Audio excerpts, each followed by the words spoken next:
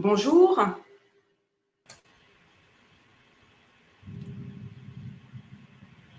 Bonjour Madame Camilla, vous pouvez y aller. L'atelier de formation donc, sur l'actualité 2019-2020 OHADA est lancé.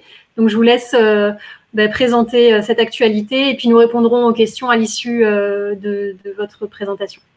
Merci. Bon, je ne saurais commencer sans vous remercier infiniment pour cette invitation à participer à ce séminaire, ainsi que la Fondation pour le droit continental, et parce qu'il mène un bon combat en matière de vulgarisation du droit continental et ainsi que du droit OHADA. Donc, nous allons parler aujourd'hui donc de l'actualité OHADA. On ne saurait en parler sans commencer par rappeler ce que c'est que l'OHADA. Donc, c'est le traité relatif à l'harmonisation du droit des affaires en Afrique qui a été signé à Port-Louis en octobre 1993. Il intervient dans un contexte assez particulier, à savoir que très peu de réformes avaient été entreprises jusqu'alors et chaque État, en fait, légiférait sans tenir compte de la législation des États de la zone franc. La plupart des législations dataient de l'époque de la colonisation et ne correspondaient plus manifestement à la situation économique et aux rapports internationaux actuels. Ainsi, la disparité des règles relatives au paysage des affaires avait pour conséquence de décourager les investisseurs.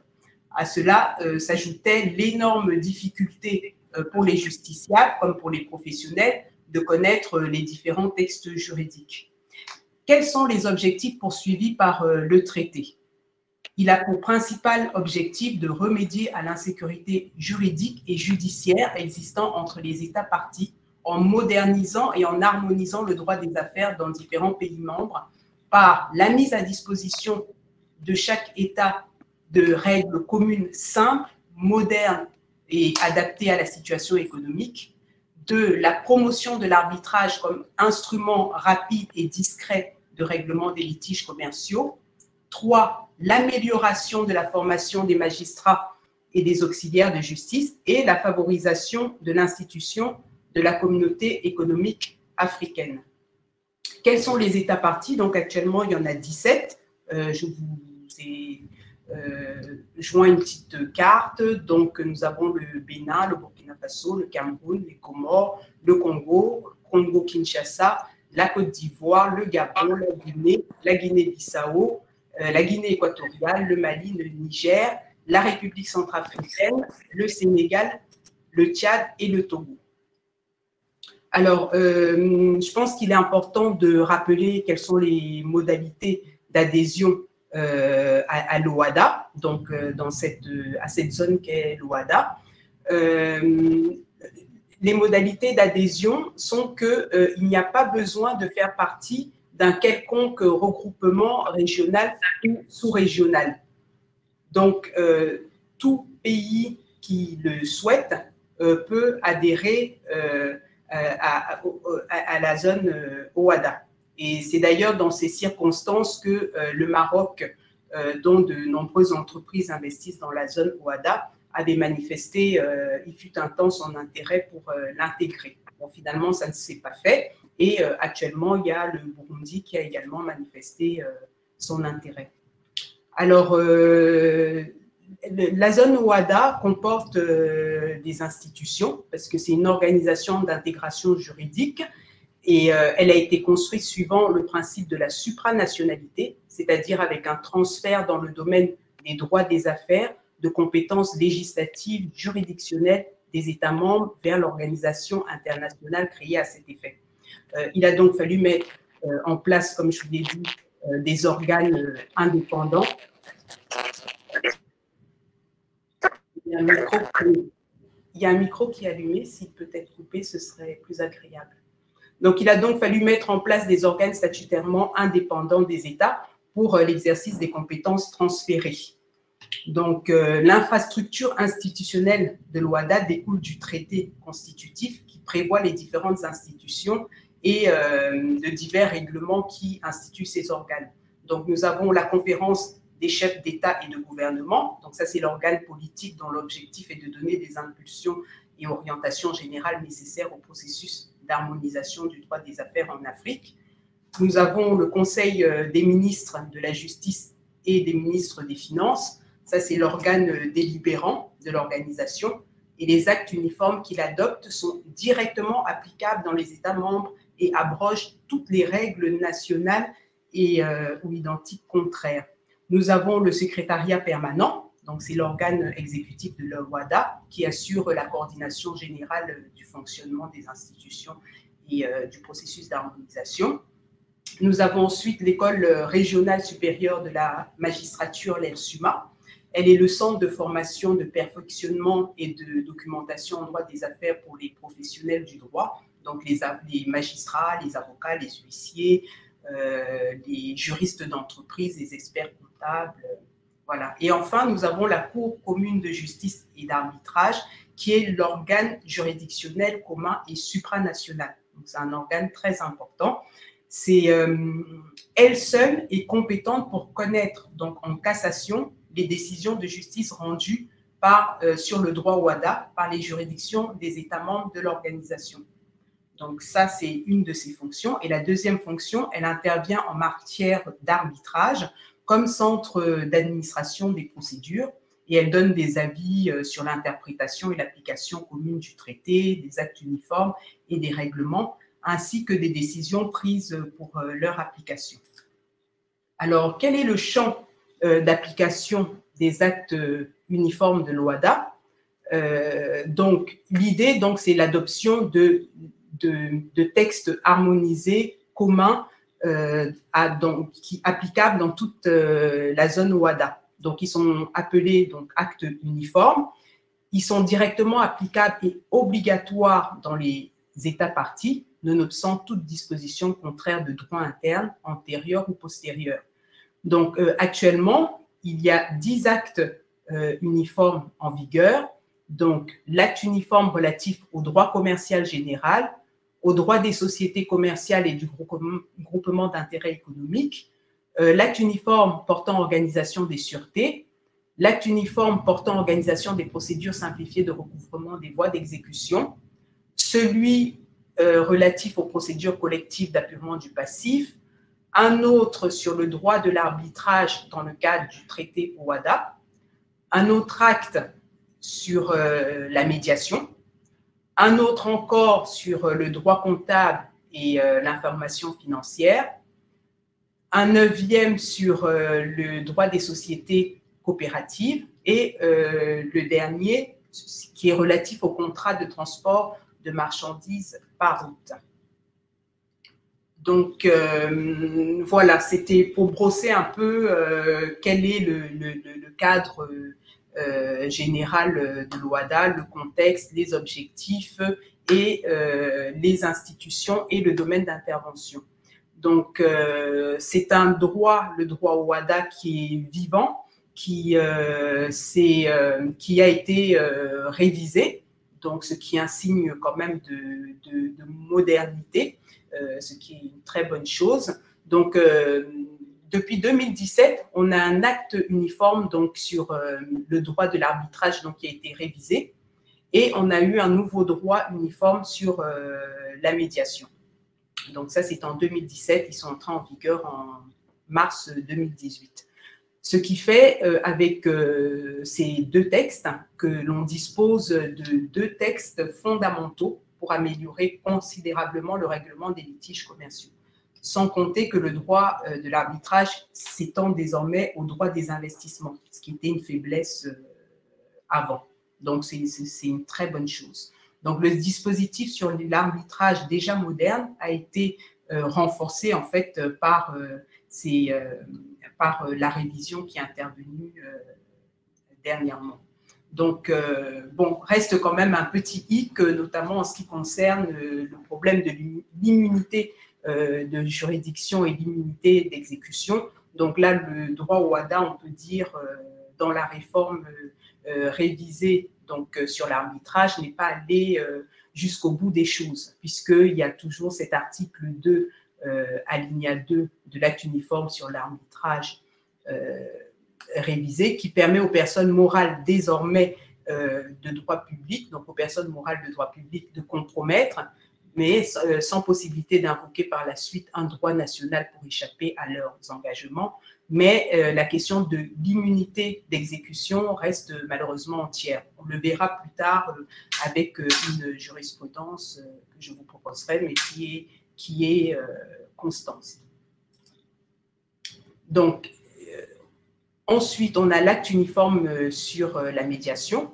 Donc, c'est un outil qui avait été mis en avant au départ comme mode de règlement des litiges. Enfin, ce qui avait été mis en avant au départ, c'était plutôt l'arbitrage. Et puis, au sein de la CCJ, l'outil mis en avant au départ comme mode de règlement des litiges, c'était l'arbitrage, avec la création au sein de la CCJA d'un centre d'arbitrage doté d'un règlement lui permettant d'administrer des arbitrages et également par la mise en place d'un droit moderne de l'arbitrage avec l'adoption de l'acte uniforme du 11 mars 1999. S'agissant de la médiation, rien n'était prévu et seulement certains pays dans l'espace OHADA avaient adopté des textes nationaux, notamment le Burkina Faso, la Côte d'Ivoire, le Sénégal. D'autres pays disposaient de réglementations spécifiques portant sur certains domaines, comme la médiation en matière sociale ou familiale.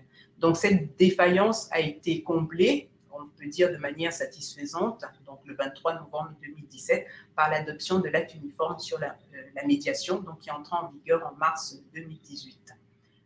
Pour information, la question avait été posée de savoir s'il fallait donner naissance à un acte autonome sur la médiation ou plutôt rajouter un volet médiation à l'acte uniforme sur l'arbitrage à l'occasion de sa révision. Une autre question était également celle de savoir si l'acte uniforme devait se réduire à la médiation commerciale. Finalement, l'OHADA a une fois de plus innové en consacrant un droit réservé qui fixe avec ses 18 articles le cadre légal de la médiation. Donc, ce cadre est applicable dans tout l'espace, dans les 17 pays de l'espace OHADA. Donc, la médiation s'entend comme une forme de justice souple, rapide, confidentielle, peu coûteuse et plus rapide que la justice étatique ou arbitrale. Et justement, l'OHADA a pour objectif la sécurisation des investissements réalisés dans son espace, tout en facilitant le règlement des litiges.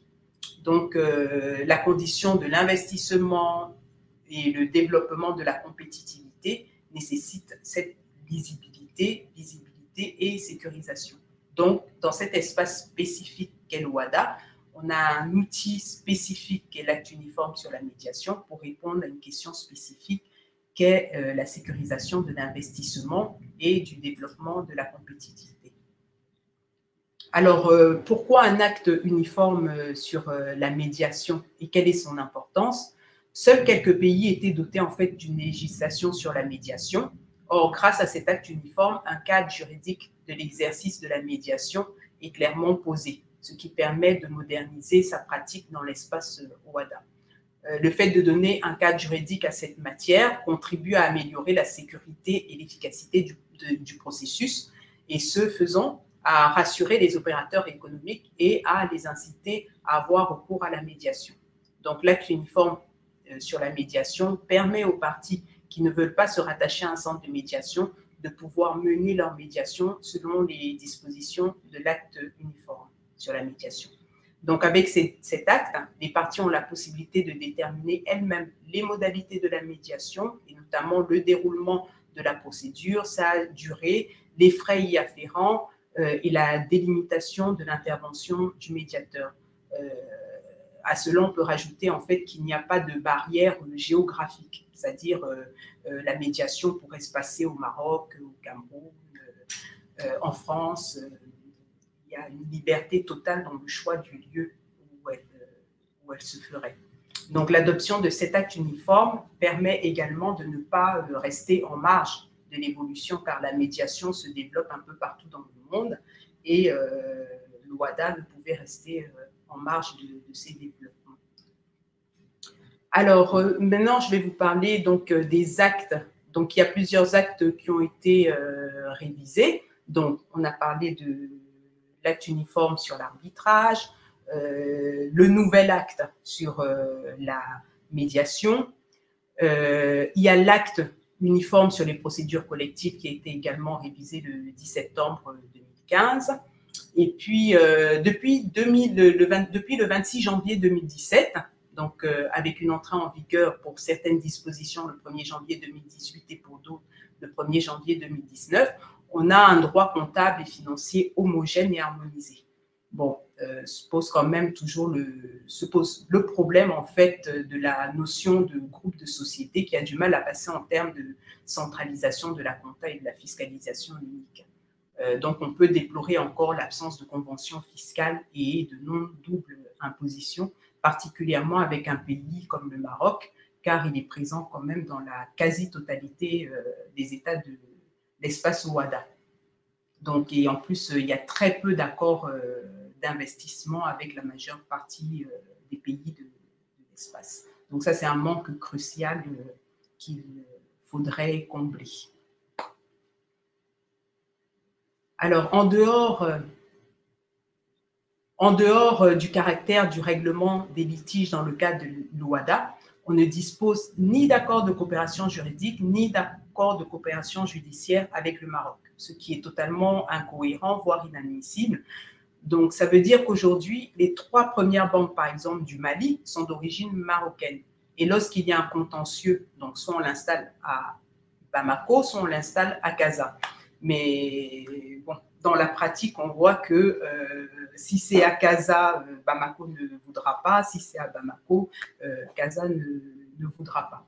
Donc, en fait, à mon sens, il faudrait inciter à signer de plus en plus d'accords d'investissement qui pourraient prévoir un certain nombre de stipulations particulières, notamment au plan douanier, au plan fiscal, au plan parafiscal, et puis mettre en place un organe de régulation, de prévention du litige et de règlement lorsqu'il naît.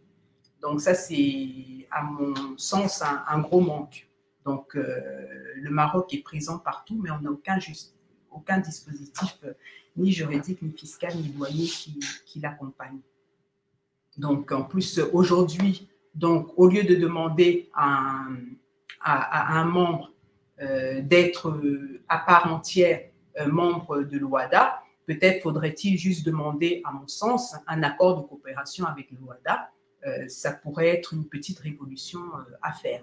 Au lieu que les États opèrent dans l'espace OHADA et à défaut de l'intégrer, fassent partie intégrante, autant qu'ils disent aujourd'hui que dans le cadre de la coopération, ils reconnaissent l'acte uniforme sur l'arbitrage, ils reconnaissent l'acte uniforme sur la médiation, ils reconnaissent l'acte uniforme sur le droit des sûretés.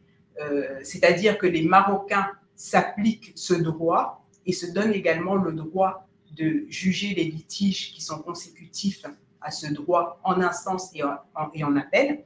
Et en cassation, c'est-à-dire au niveau du pourvoi, ils iraient devant la Cour commune de justice et d'arbitrage. Donc, cela pourrait être une forme de coopération. Aujourd'hui, d'ailleurs, on a un pays comme Madagascar qui utilise la totalité des actes uniformes sans jamais se référer à l'OHADA. Donc, le mode de règlement des litiges doit vraiment précéder à la conclusion de la transaction. Donc, il me semble que ça pourrait être la principale faiblesse aujourd'hui des rapports entre le Maroc et les États partis à l'OHADA. Alors, en termes de OHADA, donc là, c'est une petite réflexion sur les bénéfices de la future zone SLECA. Il va y avoir une importance avec la zone SLECA, donc qui est la zone de libre-échange continentale africaine, qui va se mettre en place très prochainement et dont l'entrée en vigueur a été repoussée uniquement à cause du Covid-19. Et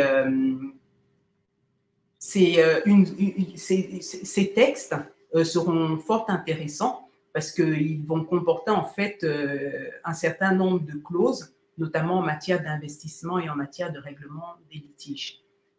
Vraiment, il y a une véritable volonté au niveau des chefs d'État africains qui s'est affirmée de manière très forte et qui donne l'occasion aux gens aujourd'hui de voir que la zone de libre-échange va se mettre en place au plan continental, donc avec des situations particulières en matière de barrières douanières, de barrières fiscales, en matière de taxes et autres.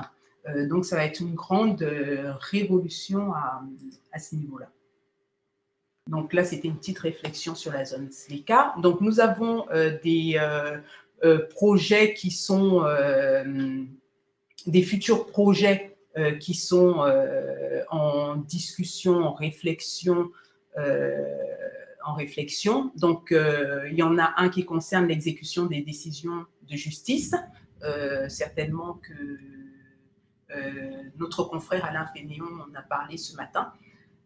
Il y a un autre projet sur la franchise qui pourrait être réalisé par un amendement de l'acte uniforme du droit du commerce général. Il y a un projet sur le leasing. Il y a également un vieux projet sur le droit du travail qui a été mis, si on peut dire, en sourdine.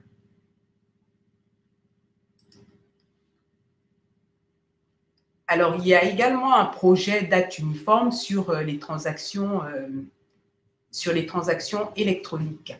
Donc, comme vous le savez, la souveraineté numérique ne cesse de s'imposer comme un enjeu majeur pour les États.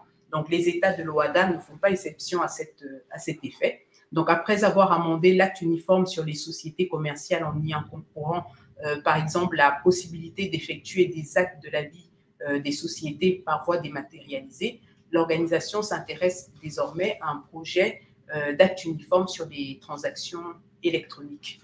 Donc, ce projet devra aborder les questions telles que la publicité, le démarchage électronique, la protection du consentement et la conclusion de contrats par voie électronique, la signature électronique ou encore la preuve électronique, y compris les éléments probants introduits par les techniques numériques comme le redatage ou la certification.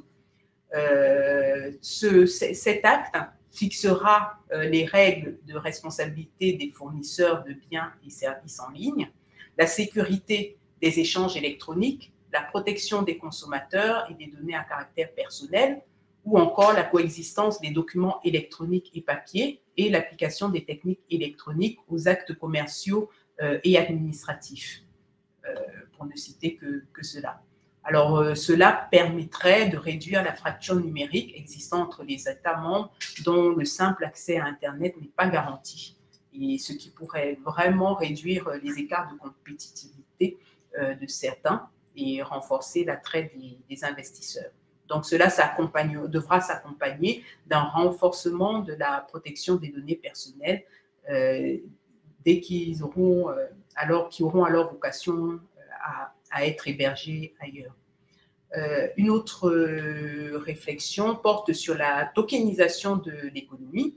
Donc, la technologie blockchain est censée favoriser la traçabilité, la transparence, la sécurité ou encore la rapidité des transactions, sans qu'il soit besoin de recourir à un tiers de confiance. Elle offre alors d'énormes potentiels quant à l'enregistrement et au transfert des valeurs mobilières dématérialisées, en particulier en ce qui concerne les titres financiers non cotés. Elle pourrait donc présenter un intérêt pour le renouveau du financement. Donc, désormais, les entreprises pourraient, on peut l'imaginer, émettre sur le marché de façon sécurisée les valeurs mobilières donnant accès au capital. Donc, c'est la tokenisation, en accroissant leur assiette de financement, tout ceci grâce à la blockchain. Donc, l'accessibilité à la blockchain garantie avec une ouverture à une communauté importante d'utilisateurs peut faciliter le financement d'entreprises grâce notamment à la participation au capital social de sociétés, en particulier SA et SAS, au sein, par exemple, des États membres de l'espace OHADA, excepté par exemple le Cameroun ou le Gabon, qui tardent à s'engager dans la voie de la dématérialisation des valeurs mobilières. Donc, une transition potentielle des marchés financiers et des produits vers un environnement symbolisé, rendu possible par la blockchain, pourrait être plus facilement envisagée pour être déployée de manière progressive en donnant la priorité aux processus qui ont le plus de potentiel de gain d'efficacité en premier, quoi. Par exemple, la compensation et règlement. Donc, pour que la tokenisation, création d'actifs numériques, soit effective, il faudra accompagner ce mouvement par des réponses aux questions relatives notamment aux enjeux et risques juridiques, ainsi qu'aux modalités techniques qui doivent être appréhendées, en l'occurrence la définition d'un cadre juridique applicable à la technologie blockchain au sein de l'OHADA, qui pourrait s'apparenter sous certains aspects au régime juridique applicable aux transactions électroniques ou encore à la signature électronique. La définition juridique à retenir pour les tokens dans le cadre du financement des sociétés, notamment par l'entrée au capital, le choix du type de blockchain auquel il faut recourir, à savoir une blockchain publique ou une blockchain privée, choix qui doit être éclairé par les enjeux relatifs à l'intégrité de la blockchain et à l'équilibre des marchés financiers. Ensuite, il y a l'identification des acteurs impliqués dans cette expérimentation, par exemple les autorités de régulation des marchés financiers et monétaires, les dépositaires centraux et des acteurs privés. En tout cas, avec toutes ces nouvelles réflexions, il sera encore possible d'envisager la création de fonds d'aide tokenisés, peut-être, pour dédiés aux entreprises en difficulté. Donc, c'est une réflexion qui est en cours et qui est ouverte. Voilà. Alors, donc j'en ai fini sur les actes donc, qui ont été révisés, les projets d'actes futurs. Et là, j'ai fait une petite sélection en fait de jurisprudence. Donc, de deux choses l'une, soit on échange d'abord maintenant, Anne-Charlotte Gros, modératrice, pardon, soit on échange d'abord un peu, oui. Soit je... Est-ce que d'abord vous m'entendez? Très bien, en ce qui me concerne. Super. Super. J'ai regardé sur le chat s'il y avait des questions. Pour l'instant, il n'y en a pas, mais du coup, je vais vous en poser une. Donc là, vous avez un petit peu expliqué l'évolution des textes et les textes en préparation. À part le fait qu'effectivement, l'OHADA doit encore adopter des nouveaux textes, selon vous, quelles sont les évolutions qui pourraient être attendues pour que l'OHADA soit encore une plus grande réussite qu'elle n'est aujourd'hui? Est-ce qu'il y a des éléments à améliorer? Est-ce que, indépendamment du vote de nouveaux textes? Alors, est-ce qu'il y a des éléments à améliorer? Déjà, je trouve que, avec l'OHADA, on a un outil magnifique, parce que c'est déjà un texte vraiment qui a été plutôt assez bien pensé, qui est assez riche. Et ce que je trouve bien, c'est que c'est une institution, une organisation qui ne reste pas campée sur ses positions. C'est-à-dire, en fait, à chaque fois que la modernité impose d'aller dans une direction, elle prend le risque, pas forcément, mais en tout cas, elle se met dans la dynamique. Donc, c'est un droit qui est dynamique. C'est un droit qui est dynamique. Et est-ce que, alors, est-ce que, par exemple, l'OHADA est bien appliqué partout? Est-ce qu'il n'y a pas de résistance culturelle? Comment vous pouvez imaginer, enfin, c'est un droit qui existe. Est-ce qu'il a besoin d'être un petit peu plus concrétisé? Alors, voilà, ce qui est magnifique, c'est l'existence justement de cette CCJA, c'est-à-dire en fait qui juge, donc devant laquelle on revient en cassation, parce que elle est vraiment elle permet la régulation du droit et l'effectivité de son applicabilité sur tout le territoire de la zone OHADA. Maintenant, de manière très pragmatique, dans l'exercice de la profession, les juges locaux, évidemment, sont souvent assez réticents à appliquer le droit au WADA dans certains cas. Mais après, c'est aussi à nous de participer à la formation, à la vulgarisation. C'est-à-dire que quand je fais un dossier qui concerne le droit au WADA, donc quand je vais devant la juridiction, j'y vais avec tous les textes. C'est-à-dire, voilà, j'en mets même un peu plus que ceux que je vise spécifiquement dans mes écritures. Donc, il y a vraiment un problème enfin, c'est pas un problème, mais il faut que la vulgarisation, la formation se poursuivent. Évidemment, Ah, pardon, excusez-moi. Non, je vous en prie, allez-y. Non, je disais, les juges locaux sont retors, ils freinent, parce que évidemment, c'est plus facile hein, d'appliquer, de rester sur ses positions, sur ses acquis. Mais justement, la CCJA est là pour ça, c'est-à-dire à chaque fois qu'ils n'appliquent pas ou qu'ils ne suivent pas les textes qui sont d'application immédiate, directe, ils sont sanctionnés.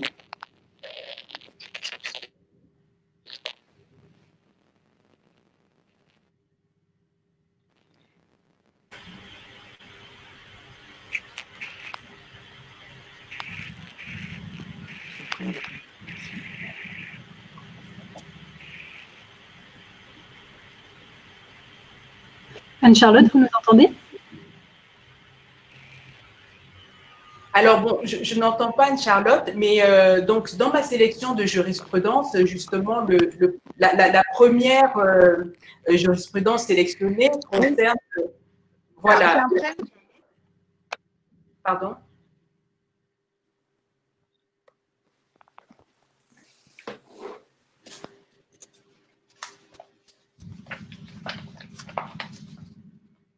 Donc, je vous indiquais que dans ma sélection de jurisprudence, la première jurisprudence, donc c'est celle de la Cour commune de justice et d'arbitrage. C'est un arrêt rendu par la 3e chambre le 28 novembre 2019. Donc, vous avez toutes les références et qui concerne justement ce que j'évoquais tout à l'heure, c'est-à-dire l'immunité d'exécution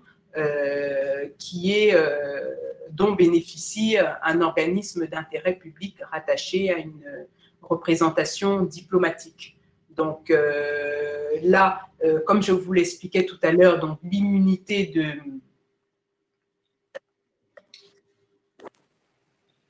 Alors… Je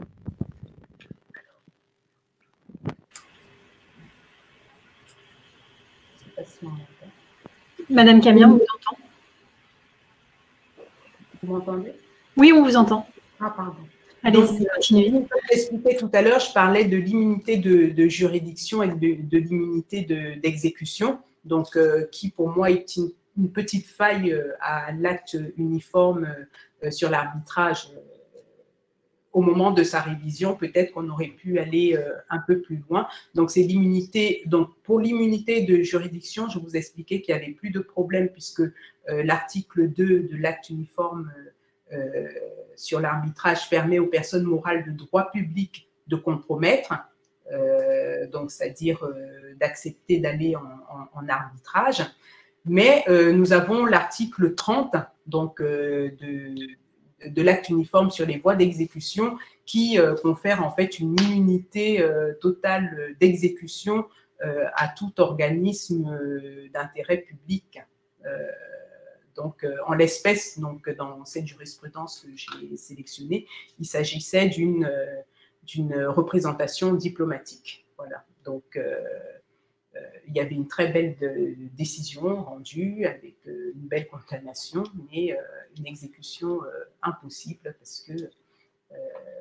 parce que cette représentation diplomatique bénéficiait en fait d'une immunité d'exécution, donc qui est prévue par les textes.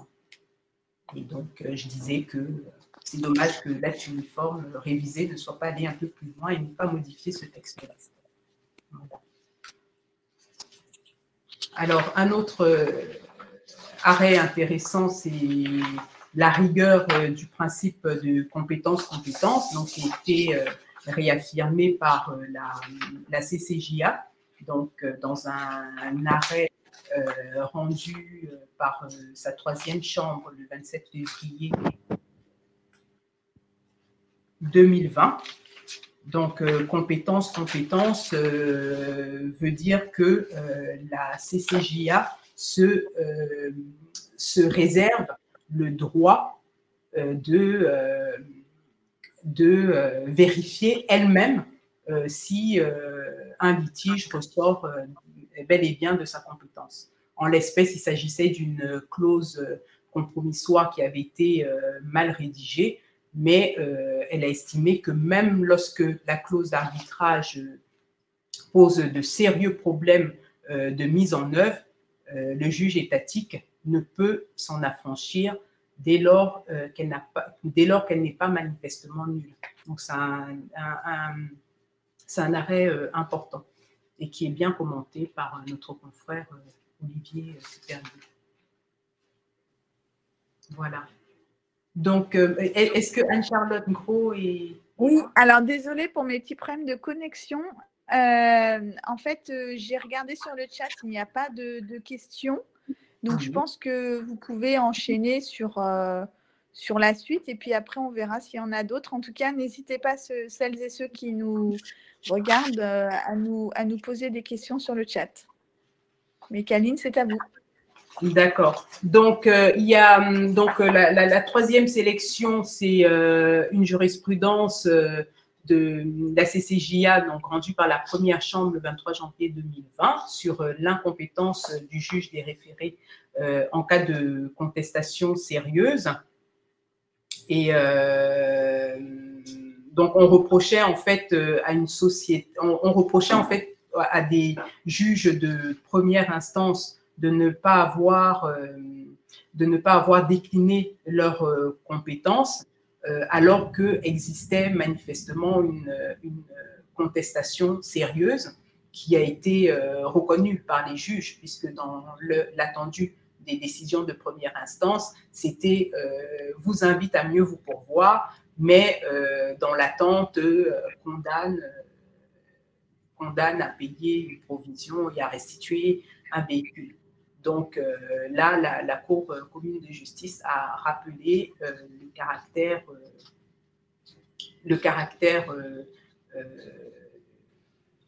elle a rappelé que le juge des référés, en cas de contestation sérieuse, était définitivement incompétent.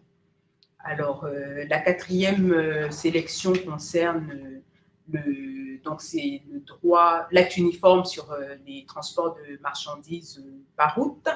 Donc, c'est un arrêt de la 1re chambre de la CCJA du 23 janvier 2020 qui a été pris sur le fondement de l'article 21 de l'acte uniforme relatif au contrat de transport et de marchandises par route.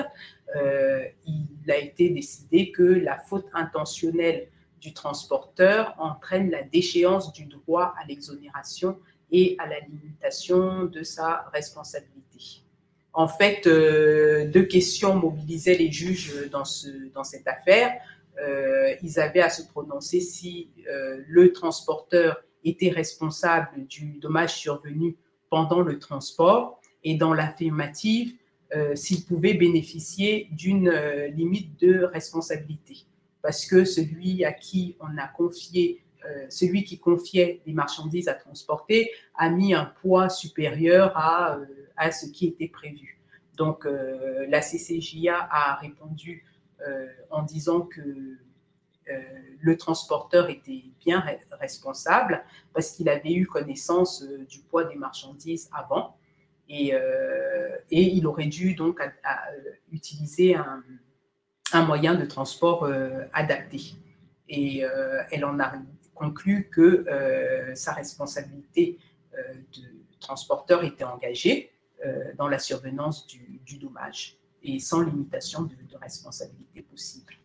Donc ça, c'est sur le 4e point, le transport des marchandises par route.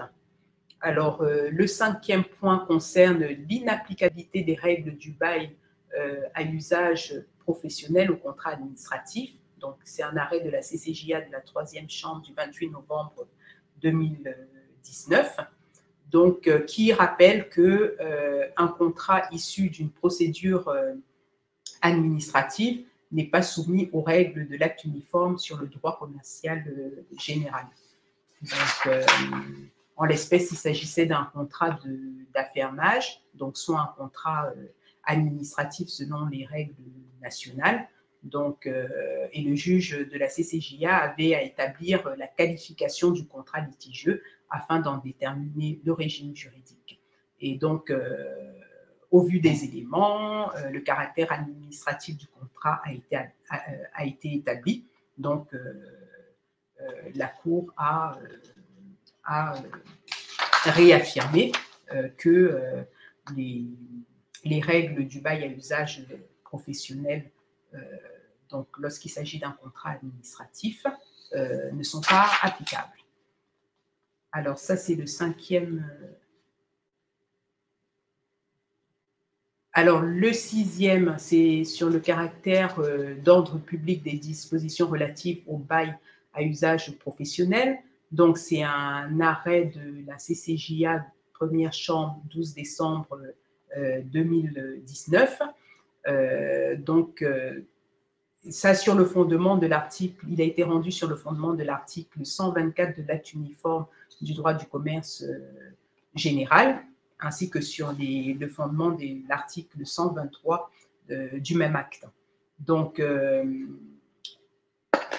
en fait, dans cette affaire, il est dit que le preneur ne peut pas se fonder sur des dispositions contractuelles pour contester l'effectivité des dispositions d'ordre public régissant le bail à usage professionnel.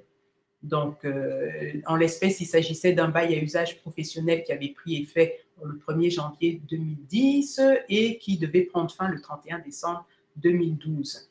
Le bailleur, 2 mois avant l'échéance du bail, a résilié le bail, donc en le notifiant au preneur. Et donc le preneur s'est plaint et la Cour de justice et d'arbitrage n'a pas suivi le preneur en disant que les dispositions de l'article 123 donc de l'acte uniforme du droit du commerce général sont d'ordre public et pour le renouvellement du bail d'un bail à usage professionnel, le preneur aurait dû faire part de sa volonté de renouvellement dans les délais légaux, dans le délai légal.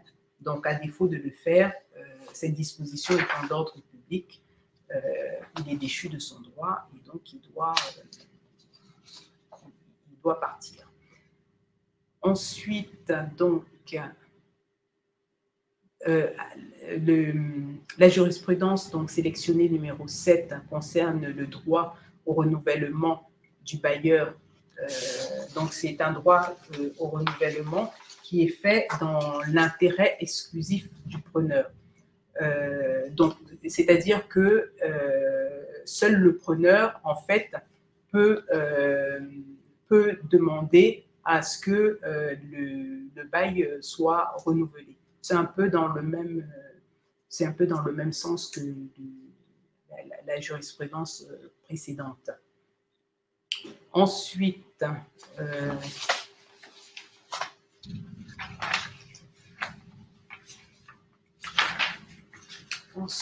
donc, nous avons la jurisprudence sélectionnée numéro 8, qui est l'irrecevabilité d'un mémoire en réponse pour défaut de régularisation. Donc, c'est un arrêt de la CCJA du 2e chambre, 30 janvier 2020, qui rappelle que est irrecevable un mémoire non régularisé dans les délais par un avocat qui n'a pas donné suite au mail adressé par les services du greffe de la Cour.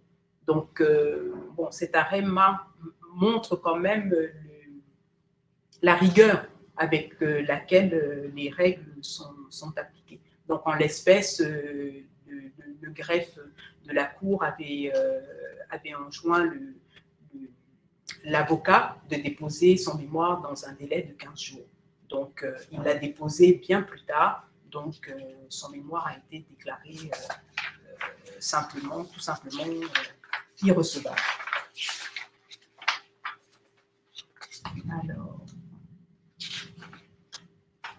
Alors l'article, la sélection numéro 9 concerne la prescription, donc jurisprudence constante de la CCJA. Donc celle-ci, c'est du 9 avril 2020, donc 3e chambre. Et donc en fait, il s'agissait en l'espèce d'une action en fait qui avait été effectuée hors délai. Donc la CCJA a rappelé que voilà, qu'il aurait fallu l'intenter dans les délais prescrits. Alors la dernière, numéro 10. Donc dans la jurisprudence numéro 10 sélectionnée, donc du 9 avril 2020. Donc, la CCJA rappelle ici l'incompétence des juridictions sociales, locales, nationales, à connaître du litige relatif à la révocation du directeur général d'une société anonyme. À travers cet arrêt, donc la CCJA a rappelé que les règles de révocation du directeur général d'une société anonyme sont celles de l'acte uniforme relatif aux droits des sociétés commerciales et du groupement d'intérêt économique, et non celles du droit du travail national en matière de licenciement. Donc, il est en effet important de ne pas confondre le contrat de mandat social et celui de travail d'un directeur général d'une société anonyme. Donc, cet arrêt a été pris au visa des articles 485, 486 et 492 de l'acte uniforme sur les sociétés commerciales et les groupements d'intérêt économique. Alors, la 10e jurisprudence donc, du CCJA 2e chambre du 9 avril 2020 concerne l'incompétence d'une juridiction sociale.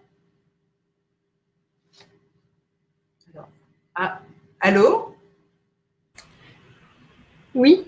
C'était pour voir si vous suiviez. Oui, oui, on vous suit toujours. Le slide d'après, c'est 11. S'il vous plaît. En fait, il n'y a pas de slide après. Ah oui, c'est bon, excusez-moi. Voilà, alors la jurisprudence sélectionnée numéro 11, donc c'est CCJA du 19 décembre 2019, concerne l'obligation de publication de la nomination d'un dirigeant social. Donc, en l'espèce, comme vous le savez, donc tous les actes de la vie, en tout cas les nominations des dirigeants doivent être publiés au RCCM, au registre du commerce et du crédit immobilier. Donc, à défaut de le faire, le dirigeant social engage sa responsabilité. Alors, et la 12e, donc, concerne le droit à une compensation de l'associé d'une SARL en cas de désengagement. Donc, c'est un arrêt rendu par le 9 avril 2020 par la 2e chambre.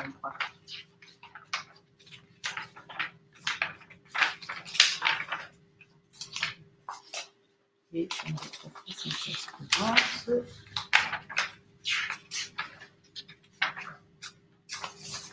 Donc, dans cette décision,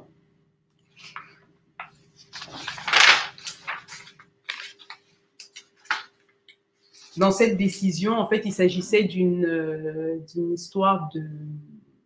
Il s'agissait d'une société qui avait été créée entre un investisseur de la zone OHADA et des Chinois, une société chinoise. Et donc, l'investisseur, ne s'y retrouvant plus dans la manière dont était gérée la société, a voulu se désengager. Donc, la société chinoise lui a dit très bien, vous vous désengagez et puis basta. Donc, l'associé a saisi les juridictions locales, puis la CCJA en dernière instance, et a eu gain de cause parce que voilà, la CCJA, à cette occasion, a réaffirmé le droit pour un associé qui se désengage d'être indemnisé. Donc, par rapport une évaluation a été faite par les experts pour savoir par rapport à ce qu'il avait investi, par rapport aux bénéfices qui ont été réalisés par la société. Donc, des calculs ont été faits et il a été indemnisé de ce à quoi il avait droit. Voilà. Et la 13e jurisprudence sélectionnée concerne le régime juridique des actions non libérées. Donc, comme vous le savez, les actions peuvent être souscrites et non libérées immédiatement. Ensuite, il y a un délai pour effectuer cette libération. Donc, dans cet arrêt, en fait, la CCJA s'est prononcée sur la procédure de mise en recouvrement, en paiement et les conséquences en fait du non-paiement à l'échéance des actions. Donc, sur le terrain procédural, la CCJA a rappelé que l'actionnaire défaillant doit être mis en demeure dans un délai d'1 mois, donc par lettre au porteur contre récépissé ou lettre recommandée avec avis de demande de réception. Donc, il doit être mis en demeure de payer les actions qui ont été souscrites et non libérées. Donc, et après, 1 mois après cette mise en demeure non fructueuse, la société peut, de sa propre initiative, procéder à la vente des actions en cause. Alors, pour la même raison qu'il avait conduit à annuler le procès verbal d'adjudication dans l'arrêt de la juridiction nationale, donc c'était le 7 juin 2018, la CCJA a censuré le juge d'appel qui n'ont pas appliqué les dispositions d'ordre public de l'article 775 de l'acte uniforme sur les sociétés commerciales et le GIE. Alors, l'apport de cet arrêt est assez intéressant parce que les juges ont aussi censuré, en fait, ont sanctionné l'actionnaire défaillant par la perte de sa qualité d'associé. Donc, pour la Cour, en fait, 1 mois après la mise en demeure restée infructueuse, donc justement cet article 775 permettait de sanctionner. Donc, bon, en conclusion, oui, pour cet arrêt, donc l'actionnaire qui ne libère pas à échéance les actions souscrites est sanctionné, non pas par l'exclusion dans le cas d'espèce, mais par la privation et la suspension de certains droits attachés aux actions non libérées, c'est-à-dire notamment les dividendes. Voilà, écoutez, j'en ai fini. Et en fait, pourquoi toute cette jurisprudence? Donc, elle est plus riche que ça. Donc là, c'est juste, j'en ai sélectionné quelques-unes pour montrer un peu la diversité en fait des matières couvertes par ce droit OHADA, c'est-à-dire qu'on soit en matière de transport, en matière de voie d'exécution, en matière d'arbitrage, en matière de bail, c'est vraiment un outil qui nous est offert et qui est moderne, très intéressant et et en plus dynamique, parce qu'il n'a pas peur de se réviser, de se renouveler et d'aller plus loin. Voilà, j'en ai fini et je vous en remercie. Merci beaucoup, Madame Camilla Conchou, pour ce panorama de l'actualité 2019 du droit WADA. Écoutez, on va s'arrêter là parce qu'on a débordé sur le prochain atelier. Je suis désolée. Je vous remercie beaucoup pour cette présentation. Merci à tous les participants d'avoir assisté à cet atelier. Et je vous donne rendez-vous donc d'ici 2 minutes à 15h si ça vous intéresse pour un atelier consacré au partenariat public-privé en Afrique. Voilà. Très bien. Merci beaucoup, Madame Camilla. C'est moi qui vous remercie. Excellent. À bientôt. Au revoir. Au revoir.